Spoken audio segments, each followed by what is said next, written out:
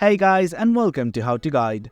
In this tutorial, we're gonna look at how to log in to your Fly Together UAL account. Now let's begin. On any browser of your choice, simply type Fly Together UAL and head on enter right now. Now this is the first link that you should go to log into your Fly Together UAL account. Instead of this, you can also type ft.ual.com and hit on enter right now. Both of these links will redirect you to the same page. This is the home page of Fly Together UAL. It will simply ask you to enter your username and password right here on the top of the screen. You need to enter your UID or username and your password.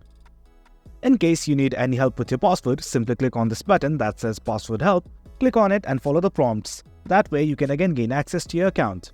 If everything's okay, simply hit on this login button right here and you will be able to log into your Fly Together UAL account. Well guys, that's it for the video. That's how you log in to your ft.ual or Fly Together UAL account. Hope you guys found this video informative, and for more content like this, do remember to hit like, share and subscribe. Thank you.